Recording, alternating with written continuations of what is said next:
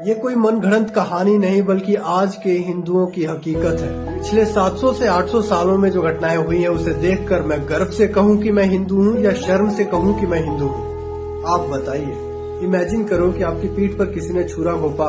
आप झटपट पीछे मुड़कर देखते हैं तो वहाँ सिर्फ एक ही आदमी खड़ा था और दूर दूर तक दूसरा कोई व्यक्ति नहीं था।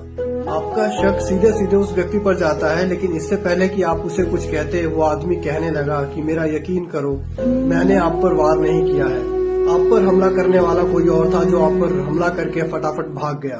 आपने ये देखा कि जहां आप लोग खड़े हैं वहां पर दूसरा कोई व्यक्ति है ही नहीं। दूर दूर तक कहीं भी छुपने या भागने की कोई जगह नहीं है। उसके बावजूद आपने ये यकीन कर लिया कि ये जो पीछे खड़ा व्यक्ति है वो सही कह रहा है और आप फिर से अपने काम में लग गए। 10 मिनट के बाद आप पर फिर से हमला होता है उसी चाकू से और फिर से आपके पीछे कोई दूसरा व्यक्ति नहीं नजर आता सिवाय उस एक व्यक्ति के। फिर से वो आदमी वही कहानी दोहराता है और आप यकीन करके फिर से अपने काम में लग जाते हैं। इसी तरह से कर करके लगभग 50 हमले उस आदमी पर होते हैं और वो आदमी हर बार यकीन कर लेता है कि उसके पीछे खड़ा जो व्यक्ति है वो सही कह रहा है।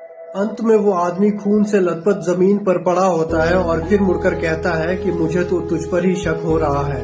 उसके साथ वाला आदमी ये देखता है कि अब तो ये मरने की हालत में है तो वो सच बता देता है कि हाँ मैं ही था, क्या कर लेगा।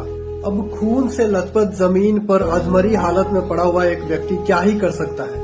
वो सच्चाई जो पहले वार में ही उसके सामने आ गई थी, फिर भी उसे यकीन ना हुआ और उसने अपनी जान गंवा दी।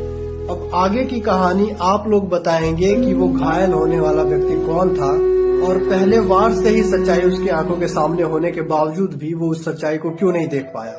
ये कोई मनगढ़ंत कहानी नहीं बल्कि आज के हिंदुओं की हकीकत है, जो अपनी पीठ पर बार बार छुरा खाने के बाद भी उसके घाव को भूल जा रहे हैं। पिछले 700 से 800 सालों में जो घटनाएं हुई हैं उसे देखकर मैं गर्व से कहूं कि मैं हिंदू हूं या शर्म से कहूं कि मैं हिंदू हूं। आप बताइए।